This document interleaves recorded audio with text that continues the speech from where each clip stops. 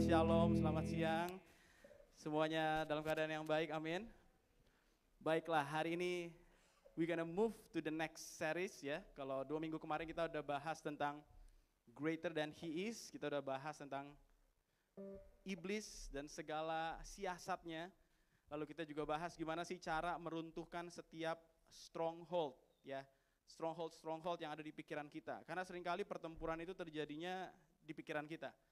Perperangan rohani terjadinya di pikiran kita. Makanya minggu lalu kita udah bahas, so kalau ada yang miss out, ya kalian boleh lihat kembali di YouTube channel Shine, dan Koko recommend untuk series ini spesial ya, Greater Than He Is, supaya kita semua tuh punya pemahaman yang sama. Karena kita perlu untuk menang dalam peperangan rohani, amin. Nah hari ini kita akan bahas another things, yaitu It's on me, sama-sama katakan It's on me. Sambil tangannya nepuk-nepuk dadanya, it's on me, ya. It's on me itu sebenarnya bahasa Indonesianya inilah tanggung jawabku, ya. Ini tanggung jawab saya. Saya percaya kita pernah dengar istilah do your best and God will do the rest, betul? Dan another statement yang mirip-mirip itu adalah ini, do your part, the rest is on God, oke? Nah, yang hari ini dibahas itu bukannya tentang partnya Tuhan, oke?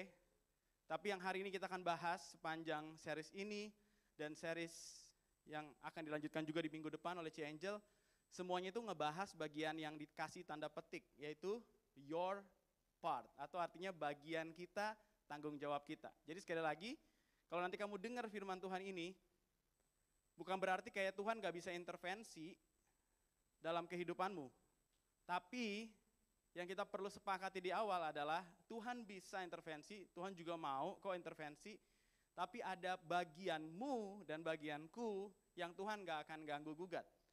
Kalau Tuhan mau tolong sedemikian rupa, tapi kamunya gak mau tolong dirimu sendiri, maka ya kamu gak akan ketolong. Paham ya? Pernah gak sih punya temen yang minta tolong tapi kayak gak mau ditolong? Ya, dia cerita sih, dia minta tolong, kita juga mau nolong. Contoh misalnya kita juga cariin kerja, dia lagi butuh pekerjaan. Tapi pas pekerjaannya ada, dia juga nggak mau gitu. Dia juga nggak mau coba, nggak mau lamar gitu. Ataupun kalau udah keterima, dia nggak masuk. Jadi kan bingung kan, dia cari pertolongan, tapi pas udah ditolongin kayak nggak mau nolong diri sendiri. Nah, semacam itulah kurang lebih ilustrasinya. So there is your part and there is God's part. Amin. Biasanya bagian-bagian yang manusia punya nih, itu bagian yang sangat bisa dikerjakan. Nah, hal-hal yang mustahil, mujizat-mujizat, nah udah deh. That is not our part, amin. His part, itu bagiannya Tuhan. Nah, jadi hari ini kita fokus bahas tentang what is my part, your part, ya, bagian kita, tanggung jawab kita. Nah, kita akan sama-sama belajar dari cerita firman Tuhan. Kali ini kita akan bahas satu keluarga, paket komplit. Ishak dan Ribka, Yakub dan Esau. Jadi ada Ishak, Ribka, ini papa dan mama, suami istri ya. Ishak suaminya, Ribka istrinya, dan mereka punya anak kembar yang namanya Yakub dan Esau. Nah, semua yang kita bahas ini kurang lebih dari Kejadian 25 sampai 33. Nah, kalau kalian perhatikan, kalau ada seri-series terus kita bahas ayatnya tuh deket-deketan, tujuannya apa sih? Supaya nanti kalau teman-teman baca Alkitabnya sendiri di rumah, kalian bisa ingat lagi. Oh, ini pernah dibahas nih. Ternyata cerita ini punya banyak pelajaran berharga yang kita bisa ambil. Nah, hari ini kita mau fokus di cerita Ishak, Ribka, Yakub dan Esau. Dan jangan kaget nanti waktu kalian lihat cerita keluarga ini keluarga yang dipilih Tuhan, ya, keluarga yang menjadi salah satu nenek moyang orang Israel, Abraham, Ishak, Yakub, betul? Tapi keluarganya tuh bisa dibilang imperfect, nggak sempurna. Bahkan banyak sekali kamu akan spot kekacauan di dalam keluarga ini. Jadi kalau ada yang merasa hari ini keluarganya pun kacau, jangan bersedih. Kalau Tuhan bisa pakai keluarga ini, Tuhan bisa pakai keluarga kamu. Amin. Yuk kita langsung lihat. Jadi apa sih yang terjadi? Dulu waktu Abraham menantikan Ishak, dia harus tunggu 25 tahun. Dan pada saat Ishak akhirnya diberikan oleh Tuhan, Ishak akhirnya bertumbuh besar, dewasa. Ayahnya menyuruh salah satu bujang yang kerja di tempat Abraham untuk pergi mencarikan pasangan hidup dari sanak saudara keluarganya. Dapatlah Ribka. Oke? Dan Tuhan janji dari keturunan Abraham, Ishak ini nanti akan ada keturunan yang jadi berkat buat banyak orang seperti bintang di langit dan pasir di tepi laut. Jadi ini janji Tuhan dari Abraham diturunin ke Ishak dan akan diturunin ke generasi berikutnya. Jadi ini janji siapa? Janjinya Tuhan. Tapi lihat yuk, walaupun udah punya janji Tuhan, ternyata tidak semudah itu Ferguson. Kita lihat ya ayat ini. Berdoalah Ishak kepada Tuhan untuk istrinya, sebab istrinya itu mandul. Tunggu nih. Istrinya mandul ya. Istrinya mandul, tapi Tuhan janji dari keturunannya dia akan ada bangsa yang besar. Jadi sekalipun Ishak ini tahu janji Tuhan, ternyata sekali lagi ya, tidak semudah itu melihat penggenapan janjinya. Ya, mengerti, katakan amin. Apa yang Ishak harus lakukan? Ishak perlu berdoa. Berdoalah Ishak kepada Tuhan untuk istrinya dan Tuhan mengabulkan doanya. Sehingga Ribka istrinya itu mengandung. Tetapi anak-anaknya bertolak-tolakan di dalam rahimnya dan ia berkata, jika demikian halnya mengapa aku hidup. Nah, ini dari ayat ini aja kita udah bisa belajar banyak. Yang pertama begini, pada saat kamu menantikan sebuah janji Tuhan, kamu perlu berdoa untuk janji Tuhan itu. Sekali lagi ya, pada saat kamu sedang menantikan janji Tuhan, kamu perlu mendoakan. Makanya doa itu penting. Yang percaya katakan amin. Berdoa supaya apa sih? Bukan cuma supaya janji itu digenapi, perhatikan ya. Tapi yang kedua, supaya kamu siap ketika janji itu sudah digenapi. Boleh next? Makanya pelajaran yang pertama nih, dari kisah keluarga mereka, yang menjadi tanggung jawab kita adalah, it's on me to pray for what God has promised and be prepared when it's answered. Ya, adalah tanggung jawab saya untuk berdoa atas apa yang Tuhan sudah janjikan.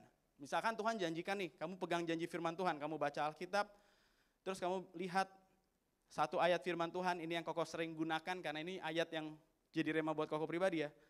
Sebab masa depan sungguh ada dan harapanmu tidak akan hilang. Tuhan, aku berdoa, janji ini Tuhan. Tuhan genapi janji ini atas hidupku. Tuhan genapi janji ini. Ya. Dan pada saat kamu beriman dengan dasar firman, maka imanmu itu jadi punya kekuatan dan kamu akan melihat firman itu digenapi. Oke? Kamu gak bisa klaim sesuatu yang Tuhan gak janjikan. Contoh misalkan Tuhan gak pernah janjikan kamu jadi orang kaya. Ya, di Alkitab gitu. Tuhan gak pernah janjikan jadi orang kaya. Janji Tuhan salah satunya yang tertulis adalah Allahku akan memenuhi segala keperluanku menurut kekayaan dan kemuliaannya. Jadi kalau kita doa ngotot, Tuhan aku mau jadi kaya pokoknya umur 25, 1 M di tangan. Tuhan dengar. Ya. Kamu gak bisa maksa tuh. Ibaratnya kamu punya teman, temanmu gak pernah bilang kok kalau handphonenya bakal dikasih ke kamu. Gak pernah dia ngomong. Terus kamu gak bisa bilang sini handphone lu. Itu namanya maksa ya. Itu namanya rampok. Ya. Harta atau nyawa, sini handphonenya. Kan gak bisa. Jadi sekali lagi hal yang sama, kamu gak bisa ask God something that He never promised. Tapi kalau dia udah pernah janji, you better pray for it. Amin? Kalau dia udah pernah janji, kamu doain. Makanya Koko selalu bilang gini, kita perlu baca Alkitab supaya kita tahu apa sih yang dia janjikan dalam hidup kita. Kalau kamu sudah punya dasarnya, kamu bisa berdoa untuk hal itu. Nah cuma masalahnya adalah kadang waktu doanya dijawab, kamunya gak siap. Coba mundur lagi, slide sebelumnya. Perhatikan ya, dia doa supaya dia punya anak, terus akhirnya mengandung. Di dalam kandungan, anak-anaknya ini bertolak-tolakan. Sebab ada anak kembar di dalam kandungannya. Terus tahu nggak, si Ribka ngomel. Jika demikian halnya, mengapa aku hidup? Ngerti ya? Tadi dia yang doa nih. Suaminya sih, Ishak ya. Terus waktu doanya dijawab, dia yang komplain. Ah, ribet banget sih. Ngapain gue hidup? Ini perut apa-apaan sih? Ring tinju apa? Lu pada bertolak-tolakan di dalam rahim gitu ya. Dia tuh marah karena akhirnya dia harus susah hidupnya gara-gara mengandung anak kembar yang terus bertolak-tolakan ini. Jadi makanya jangan cuma berdoa, tapi bersiaplah untuk jawaban doa itu. Ada di antara kita mungkin gitu juga, waktu belum ada kerjaan, doa. Tuhan, aku mau kerjaan yang terbaik, yang gajinya sekian. Tuhan jawab nih, gajinya sekian, lotnya juga gede, ya masalahnya banyak, lingkungannya juga mungkin gak enak-enak banget, bosnya juga bermasalah dan lain sebagainya lah. Itu kan doa kamu, amin. Itu kan doa kamu. Kamu minta pekerjaan nih, gajinya gede. Ya udah, kamu harus siap dengan tanggung jawab yang gede juga, amin. Nah kadang kita pas udah nyampe di situ kita komplain. Kita komplain lagi sama Tuhan. Padahal itu doa kamu toh gitu ya. Itu permintaan kamu. Dan itu sebabnya ya, kita tuh perlu berdoa dan mempersiapkan diri untuk apa yang kita doakan. Itu tanggung jawab siapa? Tanggung jawab kita. To pray for what God has promised and to be prepared when it is answered. Kamu doa buat pasangan hidup, persiapkan diri dong. Jadi ketika itu dijawab, kamu gak ninggalin Tuhan dan asik-asikan. Ketika itu dijawab, kamu justru semakin dekat sama Tuhan. Amin. Waktu kamu doa dan kamu minta kesembuhan misalkan, kamu persiapkan diri juga, gaya hidupmu diubah. Amin. Gaya hidupmu juga harus diubah. Seperti orang misalkan minta hujan, ya kamu harus siapkan payung. Amin. Jadi kamu benar-benar beriman, kalau hujan ini turun, aku tahu gimana caranya. Dan itu yang harusnya jadi bagian kita. Nah, kita lanjut ceritanya ya. Ini baru permulaan guys. Next. Nah, Tuhan jawab nih, kenapa sih anak itu bertolak-tolakan? Ternyata di dalamnya, di dalam kandungan itu dua bangsa. Bukan dua bangsa, maksudnya beneran anaknya banyak gitu ya. Maksudnya ada dua anak yang suatu hari akan jadi dua bangsa gitu. Ya, dua bangsa ada dalam kandunganmu dan dua suku bangsa akan berpencar dari dalam rahimmu. Suku bangsa yang satu akan lebih kuat dari yang lain dan yang tua akan jadi hamba kepada yang anak yang muda. Oke, jadi ternyata di dalam ini ada memang anak kembar yang at the end itulah Yakub dan Esau. Dan dua bangsa ini berarti bayangin ya, dua-duanya itu sama-sama powerful, sama-sama impactful. Dia akan grow dan jadi sesuatu yang besar, tapi memang nanti yang tua akan menjadi hamba kepada yang muda. Nah, yuk kita lihat apa sih berikutnya, next. Setelah genap harinya untuk bersalin, memang anak kembar yang ada dalam kandungannya. Keluarlah yang pertama, warnanya merah. Ya, seluruh tubuhnya seperti jubah berbulu, sebab itu ia dinamai Esau. Sesudah itu keluarlah adiknya, jadi adiknya ternyata megang tumitnya si Esau. Sebab itu dinamanya Yakub, Ishak berumur 60 tahun. Jadi akhirnya mereka baru punya anak setelah nunggu kurang lebih 20 tahun. Ya, mereka nunggu 20 tahun dan akhirnya keluarlah dua anak kembar ini. Yuk kita lihat lagi cerita berikutnya. Lalu, perhatikan ya, bertambah besarlah kedua anak itu, Esau yang berbulu tadi, jadi seorang yang pandai berburu. Berbulu, terus pandai berburu. Ya. Seorang yang suka tinggal di padang, tetapi Yakub adalah seorang yang tenang, yang suka tinggal di kemah. Ya, sebenarnya there's nothing wrong lah, itu kan memang karakteristik anak beda-beda. Nah masalahnya ada yang di garis bawah, coba perhatiin. Ishak sayang kepada Esau sebab ia suka makan daging buruan. Tetapi Ribka kasih kepada Yakub. Jadi ternyata masalahnya bukan di anak-anaknya guys. Masalahnya ada di orang tuanya.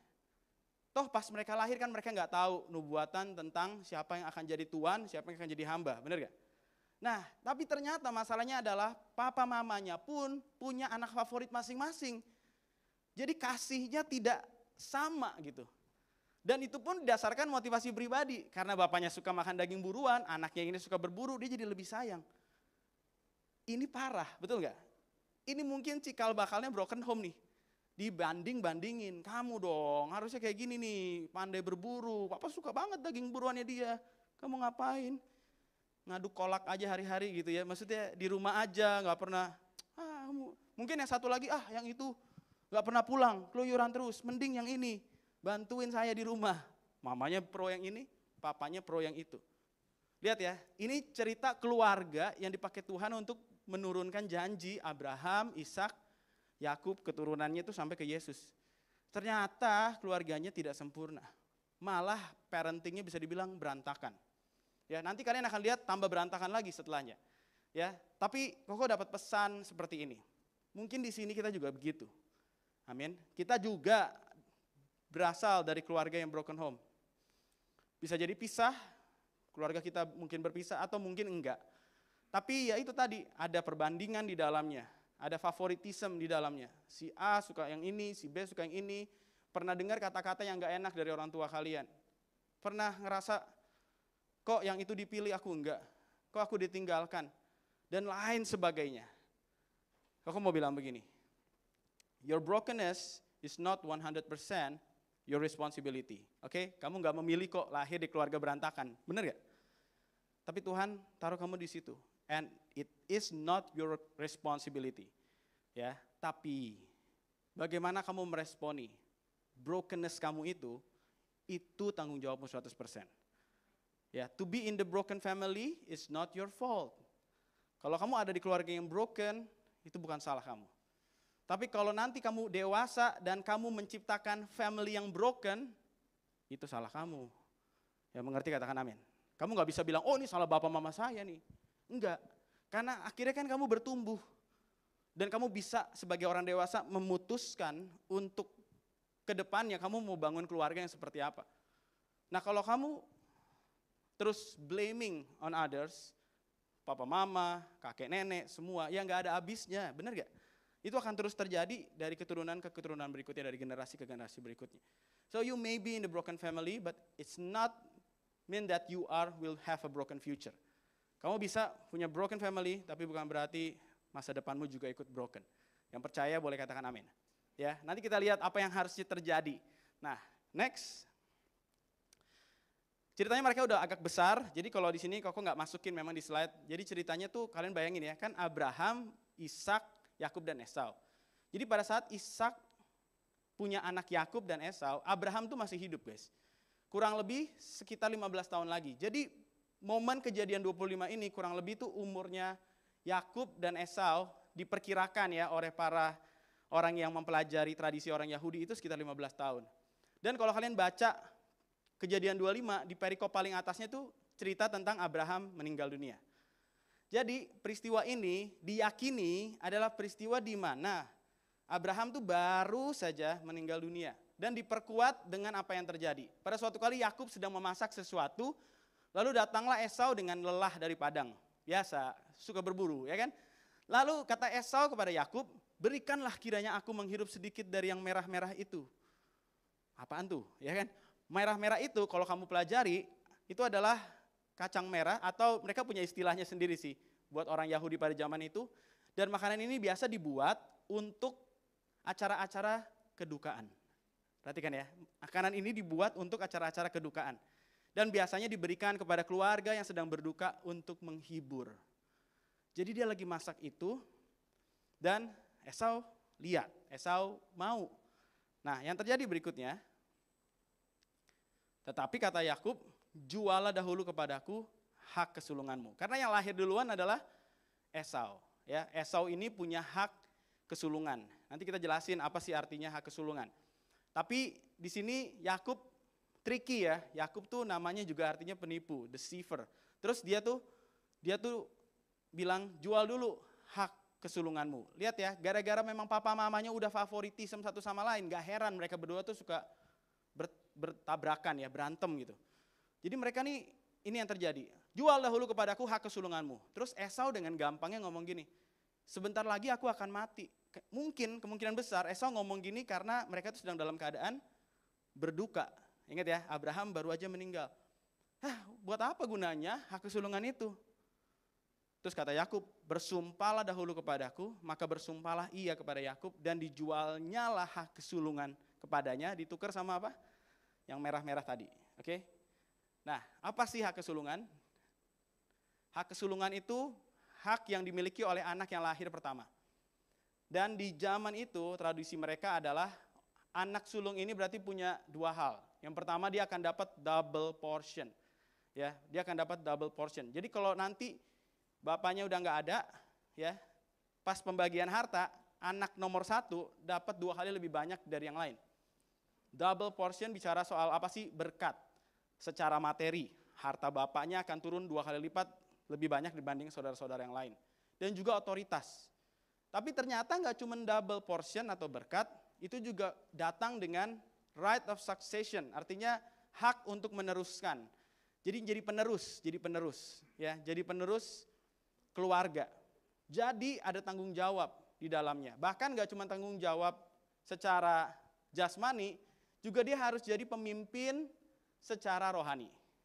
Dia harus ikut membawa perjanjian yang dikasih ke bapaknya dan kakeknya. Dia harus bawa tuh perjanjian dan harus turunin ke generasi berikutnya. Ya mengerti, katakan amin. Ya, ini hak kesulungan. Jadi hak kesulungan itu keren banget, tapi dia nggak cuma bicara soal berkat. Dia juga bicara soal tanggung jawab. Ya karena ada tanggung jawab lah, makanya dikasih berkat yang berbeda. Amin. Nah masalahnya adalah, pada saat Yakub tanya, jual dulu dong hak kesulunganmu. Dia bilang apa? Sebentar lagi aku akan mati. Apa gunanya? Dia memandang rendah tanggung jawab itu. Dia memandang rendah tanggung jawab itu. Dan akhirnya dia jual, dia tukar dengan sup kacang merah itu ya, dan roti. Nanti ada di ayat berikutnya. Boleh next? Lalu Yakub memberikan roti dan masakan kacang merah itu kepada Esau. Lihat ya, ia makan dan minum lalu berdiri dan pergi. Lihat ya, dia juga gak peduli kok sama keluarganya. Keluarganya lagi berduka, ingat ya. Peristiwa ini peristiwa apa? Lagi berduka. Dia datang dari padang, dia cuma mau makan, habis itu dia pergi. Gak peduli gue sama keluarga. Hak kesulungan, ngurusin keluarga. Bukan urusan gue, sorry ya. Gue cuma pengen makan, habis itu gue mau pergi lagi. Demikianlah Esau memandang ringan hak kesulungan itu. Nah, orang yang punya hak kesulungan punya tanggung jawab meneruskan warisan rohani ke generasi berikutnya. Nah, kalau misalkan dia punya tanggung jawab seperti itu, dia nggak boleh, perhatikan ya, dia nggak boleh sembarangan cari pasangan hidup. Ya, karena dulu aja bapaknya Ishak waktu mau cari jodoh, Abraham itu yang cariin, dan Abraham pesan sama Eliezer yang bantuin Abraham cariin jodoh anaknya. Dia nggak boleh kamu nikahin sama orang-orang bangsa-bangsa di sekitar sini yang menyembah berhala. Nggak boleh ya, kamu harus bawa dia kembali ke sanak saudaranya. Maksudnya kamu harus kembali ke tempat sanak saudaranya, terus kamu bawa perempuan yang dari kaum keluarga kita. Nggak boleh dari orang yang tinggal di tanah ini. Karena ada tanggung jawab rohani yang harus dibawa. Yaitu nanti dari keturunan ini akan lahir terus apa yang Tuhan janjikan lewat Abraham. Jadi dia nggak boleh, perhatikan ya, dia nggak boleh mengambil istri di luar orang-orang yang percaya kepada Tuhan. Dia nggak boleh cari istri orang-orang penyembah berhala. Nah, yang mengerikannya, ayatnya nggak ada di sini, tapi kok aku bacain aja. Ternyata Esau di Kejadian 26, dia tuh memperistri orang yang bukan berasal dari keturunan yang takut akan Tuhan. Aku bacain dari Kejadian 26 ayat 34 sampai 35. Ketika Esau berumur 40 tahun, ia menikah dengan 2 gadis dari suku bangsa Het, yaitu Yudit anak Beeri dan Basmat anak Elon. Kedua wanita itu, perhatikan, menyusahkan hidup Ishak dan Ribka. Ishak dan Ribka hidupnya susah gara-gara istri yang diambil oleh Esau, anak sulung yang punya berkat kesulungan, punya tanggung jawab jadi imam di keluarga nantinya. Sekarang pasanganmu bukan orang kenal Tuhan. Itu menyusahkan hati papa mamanya. Padahal dulu Tuhan tuh udah bilang, kalau kita gak boleh mengambil istri di antara perempuan Kanaan. Jadi lihat ya, memang ternyata Esau ini gak peduli dengan keluarganya, dan gak peduli juga dengan urusan-urusan spiritual, rohani, dan lain sebagainya. Coba Lex. Yang dia mau cuma apa? Berkatnya. Tapi dia gak peduli dengan tanggung jawabnya. Nah ini, coba perhatikan baik-baik. It's on me to take spiritual responsibility, not just the blessing. Banyak kita mungkin kayak gini juga jangan-jangan. Kita mau diberkati, ya, kita mau kok berkatnya. Tapi kita nggak mau ambil tanggung jawab rohaninya. Padahal double portion diberikan untuk orang-orang yang menjalankan tanggung jawab rohaninya. Waktu aku bilang blessing di sini bukan berarti keselamatan ya. Tuhan mati buat kita semua, bukan karena perbuatan kita, tapi memang karena kasih-Nya. Amin. Nah, setelah kita selamat, kita masih hidup di dunia, dan kita harus jalanin kehidupan ini. Dan ada tanggung jawab di dalamnya. Nah, kamu pengen dong pastinya jalanin hidup ini dengan hidup yang berkualitas, bukan dengan hidup yang pas-pasan dan susah dan bermasalah. Ya. Nah, kalau kamu mau get the blessing untuk hidup di dunia ini, jadi berkat, hidupmu bisa membawa pengaruh buat orang lain. Jadi ini bukan bicara soal keselamatan ya, ini bicara soal hidupmu diberkati supaya kamu bisa jadi berkat. Nah kalau kamu mau, gak bisa enggak. Kamu juga mesti ambil tanggung jawab rohaninya. Yang mengerti katakan amin. Kamu gak bisa cuma minta berkatnya, tapi kamu gak mau lakukan tanggung jawab spiritual kamu. Kehidupan rohani kamu. Boleh next? Lihat apa yang terjadi. Ternyata ini yang ada di pikiran Esau. Dicatat di Ibrani 12. Jagalah supaya jangan ada yang hidup cabul atau tidak menghargai hal-hal rohani. Perhatikan ya, ini teguran Paulus yang ditulis di kitab Ibrani. Jagalah supaya jangan ada yang hidup cabul dan tidak menghargai, baca sama-sama, hal-hal rohani. Tidak menghargai hal-hal rohani. Jadi Esau, dia gak peduli lah. Spiritual leadership, spiritual responsibility, hubungan dengan Tuhan, aku gak peduli. Aku cuma pengen berkatnya kok. Seperti yang dilakukan Esau, ia menjual haknya sebagai anak sulung, dia jual tanggung jawabnya untuk satu mangkuk makanan. Ibaratnya gini, kamu tukerin hal rohani hubunganmu dengan Tuhan untuk short term pleasure. Makan selesai, tapi berkat seumur hidup hilang. Lihat ya, kadang-kadang kita juga kayak gini. Kita suka nukarin dengan short term pleasure, hubungan dengan Tuhan. Coba deh renungin, waktu kamu jatuh dalam dosa, waktu kamu memegang dosa dan tidak mau bertobat untuk dosa itu, kamu tuh lagi memilih untuk membangun hubungan dengan dosa dan meninggalkan hubungan dengan Tuhan. Short term pleasure, enak gak sih dosa? Enak. Tapi juga punya konsekuensi, juga mematikan. Ya, dan itulah yang seringkali terjadi. Dan Alkitab peringatkan kita, yuk jangan jadi kayak Esau. Dan yang menarik, kata ini, kata tidak menghargai hal-hal rohani, juga ternyata di kata aslinya menggunakan kata profane. Nah, profane itu artinya apa sih? Pro itu artinya di luar, fane itu dari kata fanum yang artinya temple. Jadi di luar temple ya, atau di luar bait suci, di luar bait. Sebenarnya arti sederhananya adalah gini. Dia tidak memiliki kehidupan di dalam baitnya Tuhan. Dia nggak peduli hal-hal rohani, benar? Dan itu yang membuat dia jadi nggak merasa spiritual responsibility adalah sesuatu yang penting. Tapi again dia mau berkatnya. Ayat berikutnya bilang gini, next. Kalian tahu bahwa kemudian Esau ingin mendapat berkat itu dari bapaknya. Jadi at the end dia sadar, tetapi ia ditolak. Sebab sekalipun dengan tangis, ia mencari jalan untuk memperbaiki kesalahannya. Baca sama-sama, 1, 2, 3. Kesempatan untuk itu tidak ada lagi. Di bahasa Inggrisnya disebut gini. Make sure that no one is immoral or godless like Esau, who traded his birthright as the firstborn son for a single meal. Untuk sekali makan. You know what happened afterward? When he wanted to get his father blessing, he was rejected. It was too late for repentance. Even though he begged with bitter tears. Sekalipun dia mencarinya dengan tangisan. Sorry bro, terlambat. Nah sekali lagi ya, apa sih pesannya nih? Kita mau diberkati, amin. Sekali lagi ini bukan bicara soal keselamatan ya. Jangan salah paham nih, oh supaya dapat keselamatan kita harus kayak gini ya. Enggak, Tuhan mengasihi kita dan dia sudah lakukan semua yang kita perlu lakukan supaya diselamatkan. Kamu cukup percaya dalam hati Yesus adalah Tuhan dan Juru Selamat dan mengaku dengan mulutmu, amin. Nah terus sudah selamat nih, kita perlu jalanin hidup. Nah untuk kamu dapatin blessing selama kamu jalanin hidup, kamu perlu ikutin term and conditionnya. Ya, kamu perlu ikutin aturan-aturan mainnya. Dan ada spiritual responsibility untuk kamu yang sudah percaya Yesus, kamu sudah diselamatkan, yes, hidup kekalmu sudah dijamin gitu ya. Sekarang kamu punya hidup di dunia, ini ada tanggung jawab, namanya spiritual responsibility. Kamu gak bisa nih, pengen diberkati tapi gak mau jalanin spiritual responsibility. It cannot be done that way. Oke? Dan banyak orang gak sadar, kayak Esau, dianggap itu hal yang rendah.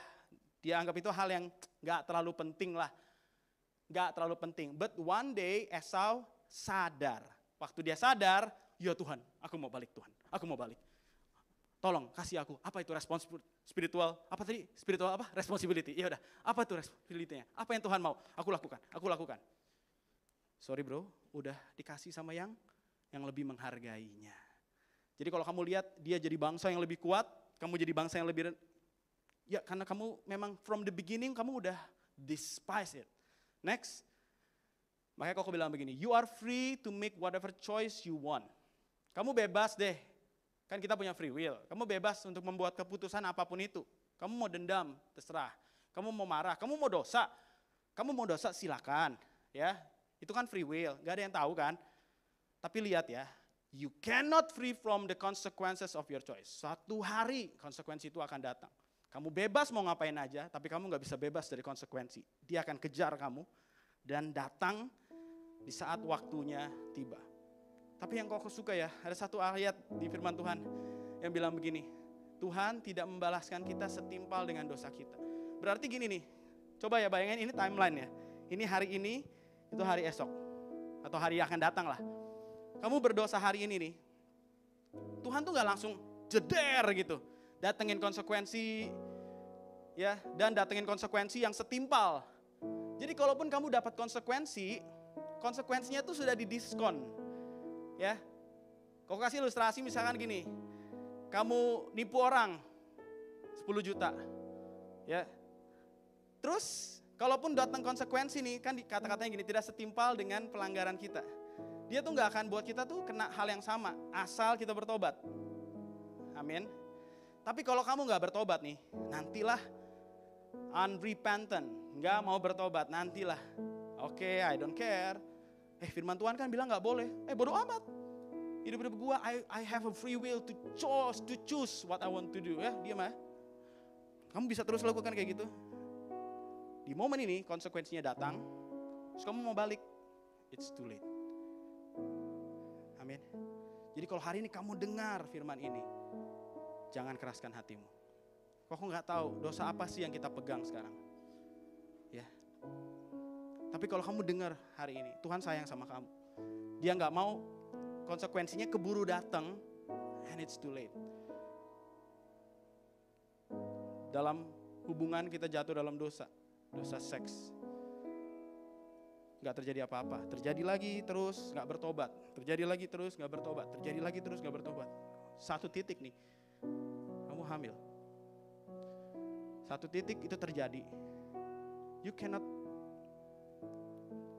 back, there is no way you can kembali. Oke Tuhan, sorry Tuhan. It's too late for repentance. So take it seriously. Take it seriously. Setiap kali kamu dengar firman ini, take it seriously. Karena Tuhan sayang. Makanya dia ngomong berkali-kali. Kau gak tahu dosanya apa. Itu contoh aja. Tapi kalau kita terus menerus lakukan, you cannot free from the consequences. Kalau kamu bertobat, konsekuensinya mungkin Tuhan courting jauh banget. Kalaupun ngalamin itu cuma buat supaya kita ingat dan kita gak main-main lagi. Next. Nah ini yang terjadi guys. Ketika Ishak sudah tua. Ingat ya tadi kejadian itu tuh di kejadian 25. Ini kejadian 27. Jadi dari momen itu dia udah merasa gini. Aku gak peduli responsibility rohani itu. Kamu aja udah ambil. Aku pengen makan. Keinginan dagingku lebih besar. Short term pleasure. Single meal. Oke? Udah terserah. Terus akhirnya Ishaknya udah tua. Dan dia ngomong gini. Ia tidak dapat melihat lagi, dipanggilnya lah Esau, anak sulungnya, serta berkata kepadanya, anakku, ya Bapak, berkatalah Ishak, lihat aku sudah tua, aku tidak tahu bila hari kematianku. Maka sekarang disuruh ambil anak panahnya, ini kok skip karena ayatnya kepanjangan. Terus burulah bagiku seekor binatang, olahlah bagiku makanan yang enak seperti yang ku gemari. Habis itu bawa sama aku makan, nanti aku berkati engkau sebelum aku mati.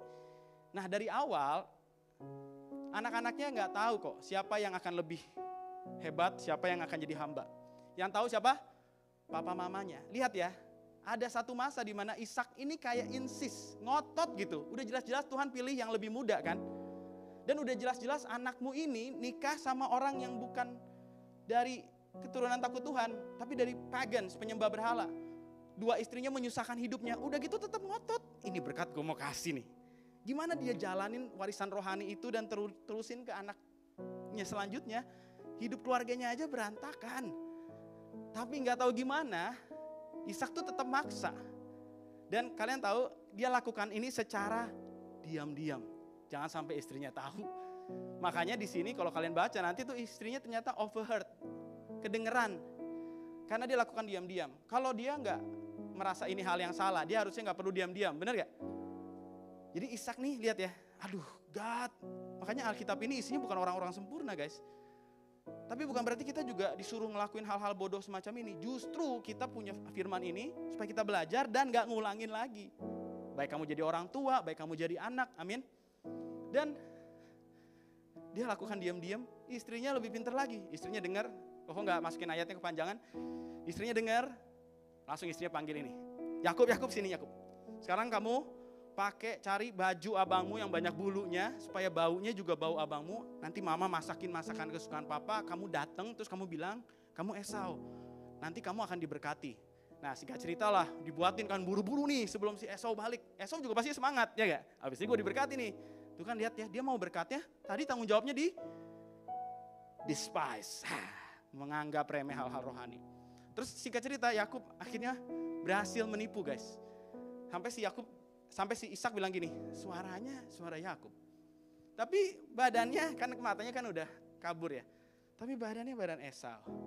Masakannya juga enak, ya iyalah istrinya tahu kan makanan kesukaan suaminya. Akhirnya makan, terus diberkatilah berkat kesulungan double portion itu. Didoainlah kepada Yakub. Gak lama Esau pulang. Esau pulang dia belum tahu nih, dia masak ya kan. Terus dia bawa, ayah I'm coming, I'm ready for your blessing. Terus apa yang terjadi? Next, Ishak langsung, ini ada kalimat yang kok gak masukin. Wah di sini ngeri banget. Ishak tuh gemeteran, sampai katanya nggak terjemahan Alkitab tuh bingung menjelaskan kata trembling yang terjadi. Karena itu gak cukup. Yang terjadi sebenarnya tuh Ishak sangat gemeteran karena dia ketakutan, karena dia udah melawan perintah Tuhan. Dia pikir dia bisa bodoh-bodohin Tuhan, tapi ternyata Tuhan bisa putar balikan itu semua. Karena Ishak sebenarnya udah tahu, anak yang nanti akan bawa spiritual responsibility adalah harusnya Yakub. Jadi dia gemeteran, terus dia bilang gini, adikmu telah datang kemari dan menipu saya. Dia telah mengambil berkat yang sebetulnya saya akan berikan kepadamu. Terus Esau ngomong kayak gini, coba kalian perhatiin, ada yang aneh di kalimatnya. Inilah kedua kalinya dia menipu saya. Pantas namanya Yakub, dia telah mengambil hak saya sebagai anak sulung. Emang benar diambil? Emang benar diambil? Bukannya dia yang jual, bukan dia yang kasih. Sekarang ia pula mengambil berkat yang untuk saya. Nah ini yang tadi Koko bilang, sekarang giliran berkat lu mau. Tanggung jawabnya gak mau. Padahal di situ kan gak ada paksaan kan. Makanya Yakub bilang gini, pada saat Yakub sama Esau ngomong soal hak sulung, bersumpahlah kepadaku, kamu akan berikan itu kepada aku buat kacang merah ini. Terus dia kasih, karena dia merasa ini gak penting. Terus sekarang blaming others. Banyak gak kita kayak gitu? Si itu tuh, si ini nih gara-garanya, orang tua gua nih. Gue jadi ngalamin kayak gini. Padahal kalau mau jujur, ada bagian kita juga. Ada bagian kamu juga kan. Next. Don't say it's taken away from you when you actually despise it from the beginning. Jangan bilang itu diambil lah. Kamu kok yang gak menghargai. Jangan bilang berkatnya itu diambil. Dicuri setan nih, enggak, kamu yang ngasih ke setan. Waktu kamu terus-terusan main dalam dosa, dengar ya. Waktu kamu terus-terusan main dalam dosa, kamu lagi ngasih pintu terbuka untuk setan masuk.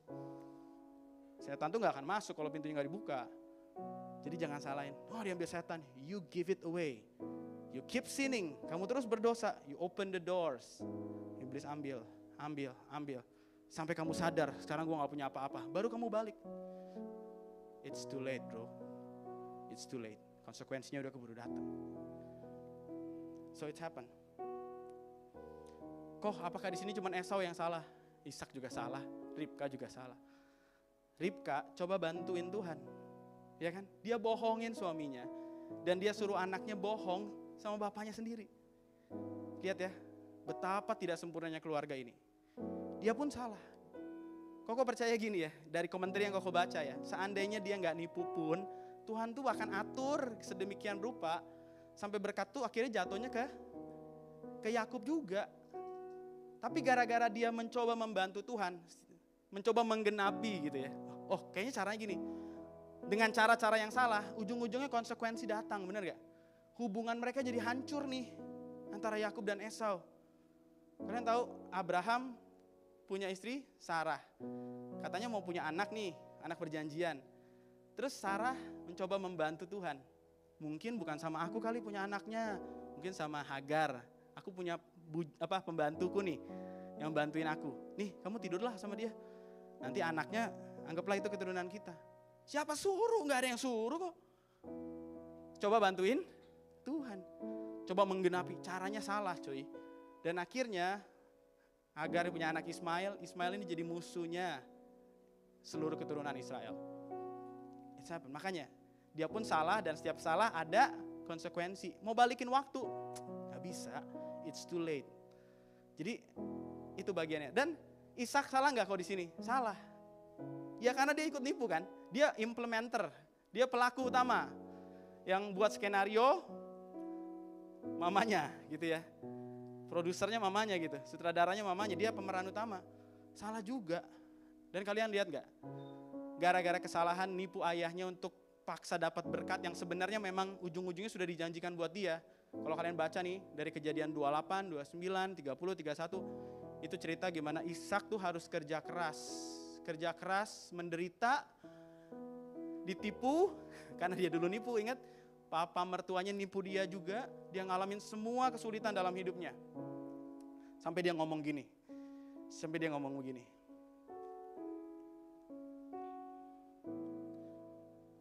Ishak ngomong gini ya sama papa mertuanya. Yakub ngomong gini sama papa mertuanya. Ya, selama 20 tahun ini, jadi lihat ya, waktu Yakub bohong, walaupun dia dapat berkatnya, dia tetap dapat konsekuensinya juga. Karena caranya salah. Kalau aja dia nggak kayak gitu, berkat tuh pasti tetap turun kok ke dia. Karena memang sudah ditetapkan dari awal. Tapi karena dia berusaha bantu Tuhan dan dia bohong, lihat apa yang terjadi. Ini pengakuan dari mulut Yakub. Selama 20 tahun ini, lihat ya, 20 tahun loh dia harus menderita. Aku bersama-sama dengan engkau, domba dan kambing betinamu tidak pernah keguguran. Yang diterkam oleh binatang buas tidak pernah aku bawa. Aku sendiri yang ganti. Yang dicuri orang, baik waktu siang, baik waktu malam, selalu engkau tuntut daripadaku. Aku dimakan panas hari waktu siang, kedinginan waktu malam. Mataku jauh daripada tertidur. Selama 20 tahun ini aku di rumahmu, aku telah bekerja kepadamu 14 tahun untuk mendapat kedua anakmu, 6 tahun untuk mendapat ternakmu. Dan engkau telah 10 kali mengubah upahku. Dibohongin 10 kali. Dia ngebohongin sekali aja nih. Ya, dia ngebohongin bapaknya sekali aja buat dapat berkat. 20 tahun dia dibohongin 10 kali. Sampai dia bilang gini, seandainya Allah ayahku, Allah Abraham yang disegani oleh Ishak tidak menyertai aku, tentulah engkau sekarang membiarkan aku pergi dengan tangan hampa. Lihat ya, konsekuensi akan tetap datang. Jadi jangan main-main sama dosa. Jadi Ribka salah, ya, terus Ishak juga salah, ngotot, aku maunya Esau. Yakub juga salah, dia nipu. Esau juga salah, dia memandang rendah, benar gak? Jadi ini keluarga berantakan gitu ya. Ini keluarga berantakan banget. Tapi Tuhan bisa tetap bekerja di dalamnya, ya. You take what the enemy means for evil and you turn it for good. Amin. Tuhan bisa lakukan itu. Dan apa yang terjadi next? Akhirnya ini yang si Esau bilang sama bapaknya. Koko bacain ayatnya dulu sebelum kita lihat ke layar. Dia bilang begini. Esau tidak mau berhenti memohon kepada ayahnya. Bapak, masa sih berkatnya cuma satu, udah diambil sama Yakub. Dia bilang gini nih, apakah ayah hanya mempunyai satu berkat saja? Ini ayatnya nggak di layar ya. Apakah ayah hanya mempunyai satu berkat saja? Berkatilah saya juga ayah. Lalu mulailah dia menangis lagi. Sekali lagi ya, dia nangis, mencoba, minta, tapi waktunya sudah terlambat. Terus akhirnya Ishak ayahnya menjawab. Jadi ini doa berkat, tapi doa berkat second gitu. Karena yang the first blessing, double portionnya udah dikasih sama Yakub. Ini kata-katanya, sesungguhnya tempat kediamanmu akan jauh dari tanah-tanah gemuk di bumi. Ya ini mah kayak kutukan ya. Coba jadi ya kan, tempat kediamanmu akan jauh dari tanah gemuk dan jauh dari embun dari atas langit. Engkau akan hidup dari pedangmu, engkau akan menjadi hamba adikmu. Coba perhatikan ini.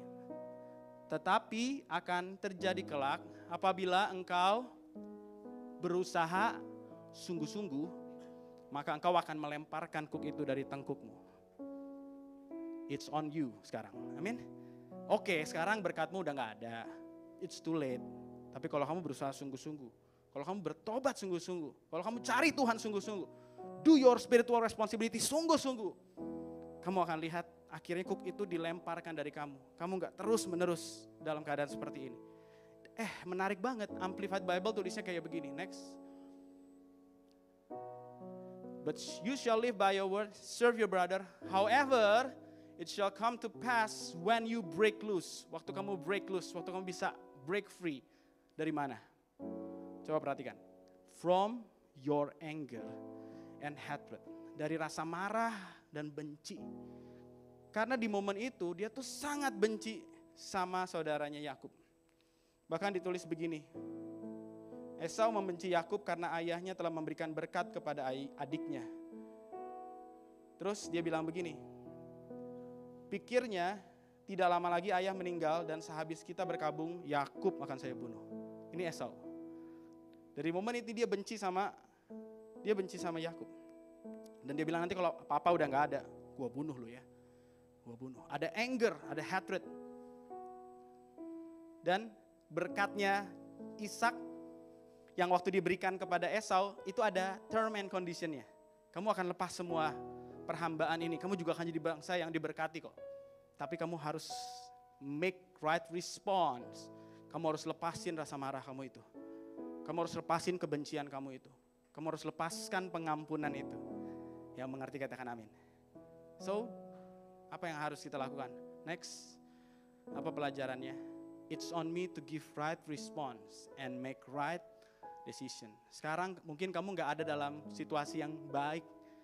Kamu lagi disakiti, kamu lagi dikecewakan oleh keluargamu. Again, it's not 100% your fault.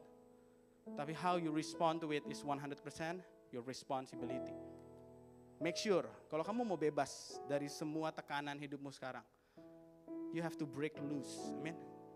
Gimana caranya Tuhan? Release the anger and the hatred. Lepasin rasa marah itu, dendam itu, benci itu. Lihat ya, ini kisah keluarga yang gak sempurna. Tapi ujungnya happy ending kok guys. Dan make right decision. Kenapa kok pakai dua kalimat? Right response and right decision. Right response artinya gini, kadang hidupmu lagi bener-bener aja, terus tiba-tiba dihantam sama sesuatu.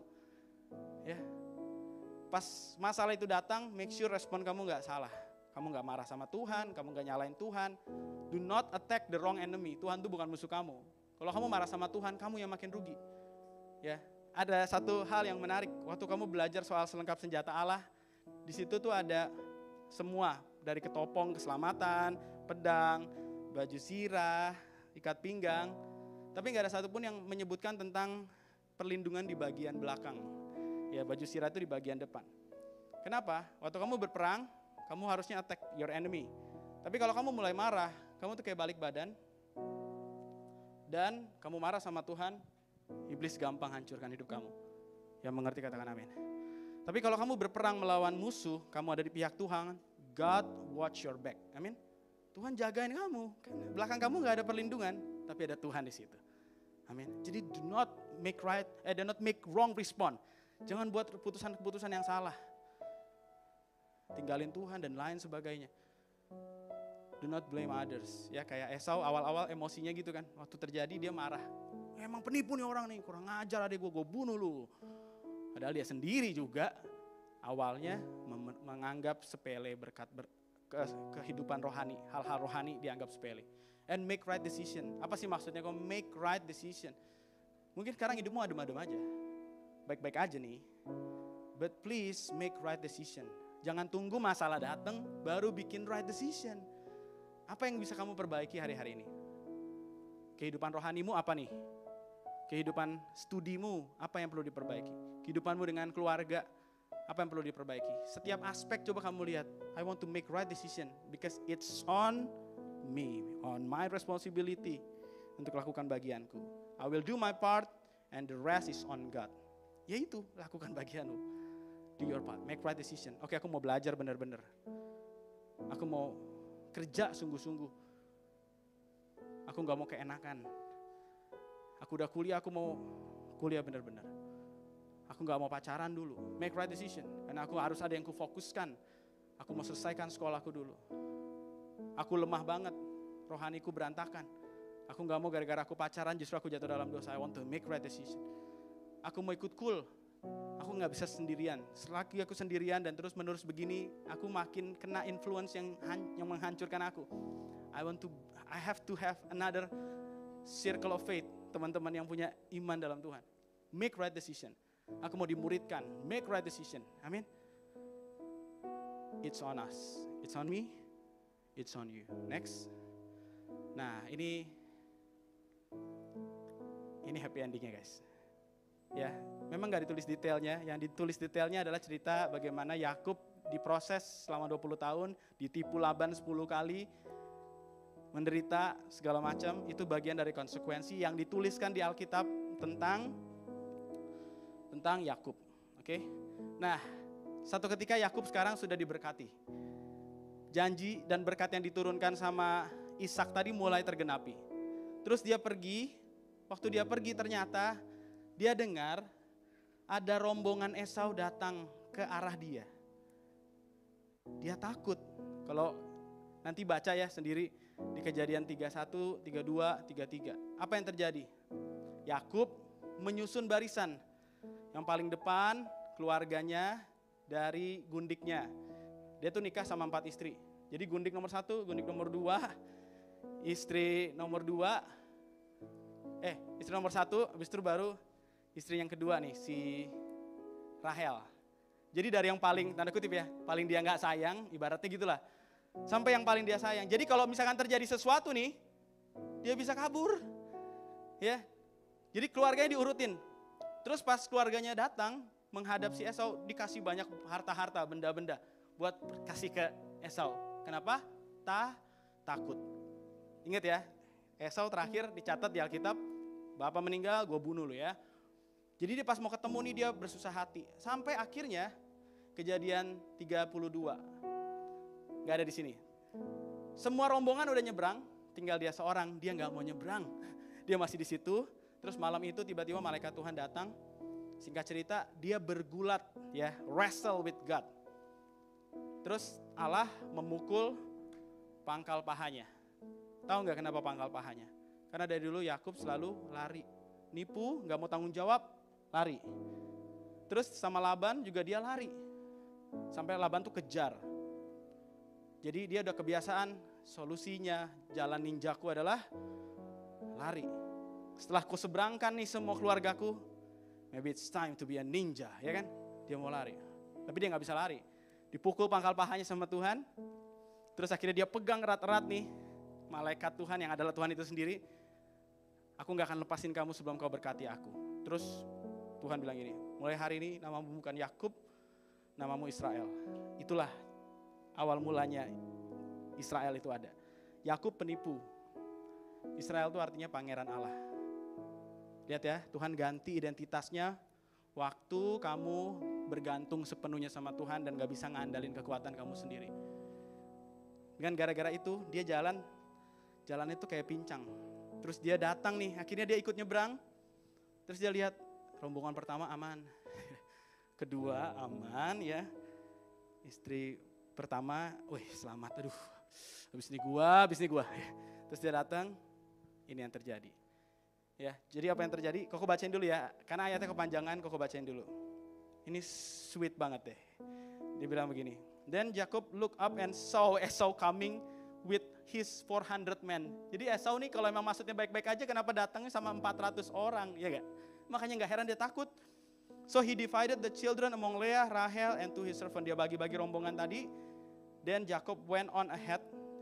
As he approached his brother, jadi setiap kali dia udah mendekati, dia udah lihat Esau nih apa yang dia lakukan, dia bersujud. He bowed to the ground 7 times. Itu tuh kalau kamu lihat tradisi orang Yahudi, sujud 7 kali itu lambang respect yang sangat dalam. Itu juga ada hati yang menyesal.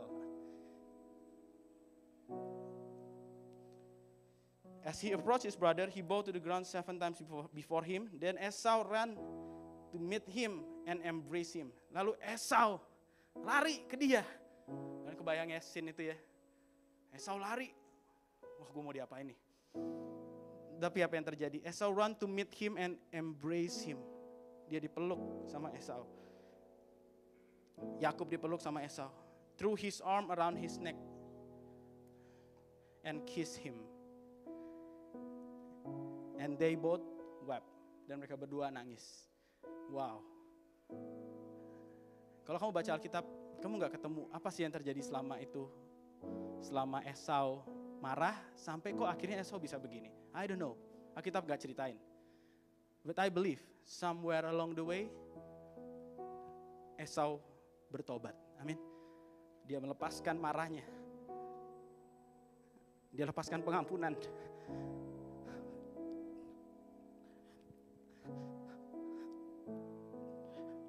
Dan itu yang buat dia sembuh.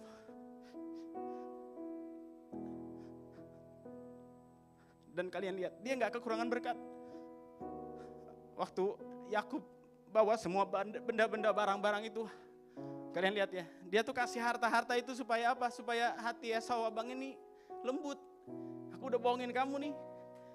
Terus kalian lihat, Esau bilang apa? My brother, I have plenty. Udah, aku udah punya banyak. Kamu lihat gak sih? Karena dia bertobat, Tuhan tetap berkati dia. Karena dia lepasin marahnya. Karena dia lepasin bencinya, dendamnya. Dia berubah. Dan Tuhan berkati dia. Akhirnya dia bisa break loose. Dia bisa break free. Kuk rasa marah, dendam itu akhirnya dia bisa lepasin. Dan dia diberkati Tuhan. Jadi bangsa yang besar. Dan itu dibuktikan. Waktu dia datang, dia lari. Dia nangis, dia peluk adiknya. Dan lihat ini. Now, tapi Yakub maksa. Kalau beneran kamu maafin aku, please terimalah gift ini. Karena dia bilang gini, and what a relief to see your friendly smile. Lu seneng banget bisa lihat kamu senyum. It is like seeing the face of God. Kayak lagi ngelihat mukanya Tuhan. Dan akhirnya ayat berikutnya,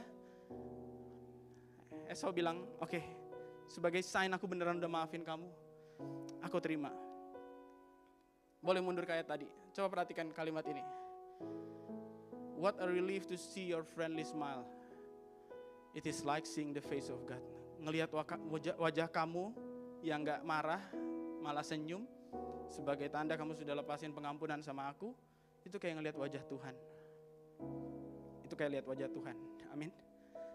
Aku pengen tanya sama kalian. Kalau hari ini ada di antara kita nih lagi pegang hatred, anger sama seseorang. Tapi kamu memilih untuk melepaskan pengampunan. Kau tahu prosesnya panjang, ini kurang lebih 20 tahun loh. Tapi at some point, somewhere along the way, Esau tuh bisa mengampuni. Dan perhatikan orang yang melepaskan pengampunan, wajahnya seperti wajah Tuhan. Karena Tuhan kita, Tuhan yang selalu mengampuni. Maybe someone in your life needs to see the face of God. Mungkin seseorang dalam hidupmu sekarang perlu lihat wajahnya Tuhan lewat hidupmu, lewat wajahmu. Amin. Maybe someone in your family need to see the face of God. And that is your face that already released forgiveness. Dan itu wajah kamu yang sudah lepasin pengampunan. Mungkin orang-orang yang perlu kamu lepaskan pengampunan gak pernah ke gereja. They don't know Jesus. But when they see your face and that is the face that already released the forgiveness, they see God through you. Amin. Apakah ada orang yang perlu melihat wajah Tuhan lewat wajah kamu? Kalau ada, you make right decision. Amin. Make right decision. Karena kalau nggak begitu ya, aku percaya nggak ada cerita Esau bisa bilang gini, I have plenty. Plenty itu banyak, saya punya banyak. Akhirnya dia diberkati juga. Ujung-ujungnya kan semua diberkati kan. Coba aja caranya nggak kayak gitu. Coba aja Esau nggak usah pandang rendah hak kesulungan. Coba Yakub nggak usah nipu. Coba papa-mamanya nggak usah banding-bandingin lah. Favoritism. Nggak usah diam-diam mau berkatin Esau. Mamanya juga buat satu skenario untuk bohongin keluar. Nggak perlu nih masalah ini jadi panjang. Ujung-ujungnya janji Tuhan digenapin juga, ya nggak? It's on me. It's on us. So do your part. Do our part. Next lagi. So I will close with this. So what is our part? Apa sih tanggung jawab kita? Pertama, it's on me to pray for what God has promised. Tanggung jawab kita untuk berdoa untuk apa yang Tuhan janjikan. Kalau ada yang hari-hari ini mungkin jarang berdoa, tapi kamu terus longing for God's promise, you need to pray for it. Ya, selama Tuhan udah janjikan, kamu punya dasar untuk minta hal itu, kamu punya dasar untuk doa untuk hal itu. Tapi ingat, jangan cuma doanya kamu siapin, kamu lakukan, tapi siapin hatimu, mentalmu pada saat doanya dijawab. Amin. Jangan nanti kamu komplain untuk jawaban doamu. Jangan kamu komplain untuk kebaikan yang Tuhan berikan in response of what you request. Hargai, syukuri pekerjaanmu, syukuri apapun keluargamu hari ini keadaannya. Be prepared, okay? Yang kedua, it's on me to take spiritual responsibility, not just the blessing. Kalau kamu pengen hidupmu diberkati dan bisa jadi berkat, you cannot just take one and despise another. Kamu gak bisa ngambil berkatnya doang, terus gue gak peduli nih sama hal-hal rohani. Lihat ya, tadi Esau memandang rendah hal-hal rohani. Ke gereja itu hal rohani, persekutuan dalam komsel itu hal rohani, baca Alkitab itu hal rohani, saat teduhmu itu hal rohani, melayani itu hal rohani. Take the responsibility on it. Mengampuni, itu juga bagian kita. Lalu, when you do that spiritual responsibility, berkat itu yang justru cari kamu. Amin. Waktu kamu lakukan tanggung jawabmu sebagai spiritual covenant, carrier of the spiritual covenant, kamu membawa janji Tuhan. Ini dikasih sama nenek moyangku, Bapak Abraham, sekarang turun ke ayahku, sekarang aku yang bawa nih. Aku harus sungguh-sungguh hidup. Aku gak boleh sembarangan, karena aku harus terusin ini lagi. I have the right of succession. Aku ini generasi penerusnya. Aku harus bawa nih. Gak boleh berhenti di aku, kebaikan Tuhan ini. Aku harus terus bawa. Makanya dia harus jaga hidupnya. Dan waktu dia lakukan itu, berkat Tuhan tuh mengalir. Supaya berkat itu terus bisa mengalir lewat hidupmu. So you need to take the responsibility. And you will see the blessing will come after you. Kamu akan lihat berkat itu justru mencari kamu, ngejar kamu. Your goodness is running after me. Amen. Your goodness is running after me. Dan yang terakhir, please, it's on us to give the right response and make right decision. Semua kita pernah dilukai. Semua kita pernah disakiti. That's life, ya. Yeah? It's not 100% your responsibility, but how you respond to it, it's on you. It's on me. Give the right response. Break free, break loose. Amin. Lepasin kuk itu, kuk dendam itu, kuk sakit hati itu. Lepasin dosa itu. Amin. Waktu kamu bersungguh-sungguh, kamu akan menang. Waktu kamu sungguh-sungguh mengambil tanggung jawab dan gak nyalahin orang lagi, you sungguh-sungguh, kamu akan release the hatred, kamu lepasin rasa benci, lepasin segala kesedihan kamu, segala rasa marah kamu. Dan kamu akan lihat, waktu kamu lepasin, kamu lagi buka pintu untuk anugerah Tuhan. Itu mengalir dalam hidupmu. Dan one day, waktu kamu ketemu orang-orang yang menyakiti itu lagi, I have plenty, brother. Aku udah cukup banyak kok. Aku punya cukup kok. God has been good to me. Tuhan udah baik banget. Sejak peristiwa terakhir itu, Tuhan bentuk aku banyak. Aku tahu kok aku punya salah. Aku tahu dulu aku gak dewasa. Aku pandang rendah hal-hal rohani. Now I know. Tuhan, aku udah diubahkan, aku bertobat. I'm sorry also ya. Aku juga minta maaf ya. Right response. Make right decision, amen. Yang hari-hari ini, kalau masih sekolah gak usah pacaran lah. Make right decision. Kalau hari-hari ini kamu ada pekerjaan, kerja sungguh-sungguh. Jangan banyak komplain nih dibanding kerjanya. Make right decision. Kalau hari ini kamu masih berdosa, pegang dosa, please take it off. Lepasin. lepasin. Make right decision. Kalau ada di sini yang pacaran dan hubunganmu bikin kamu jatuh dalam dosa, make right decision. Jangan tunggu konsekuensinya datang, lalu kamu bilang, aku nangis, aku minta Tuhan tolong aku. It's too late for repentance now. So make right decision now. Amin. Yuk kita bangkit berdiri sama-sama. Kurang lebih waktu 10 menit ke depan. Yuk semua kita tuning on God. Yuk semua kita fokus sama Tuhan. Kita cari Tuhan dan biarkan Tuhan bicara di hatimu. Apa sih hal yang sedang Tuhan minta hari-hari ini? The response that God asks for you. Respon yang Tuhan mau kamu berikan. Mungkin ada di sini yang Tuhan tuh lagi challenge. Will you take the spiritual responsibility, not just the blessing? Mau gak sih kamu ambil tanggung jawab rohani ini?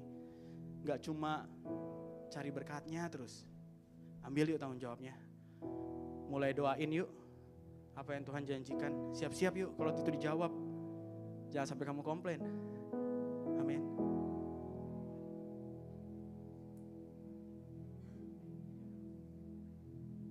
Terima kasih Tuhan. I trust in God. I must say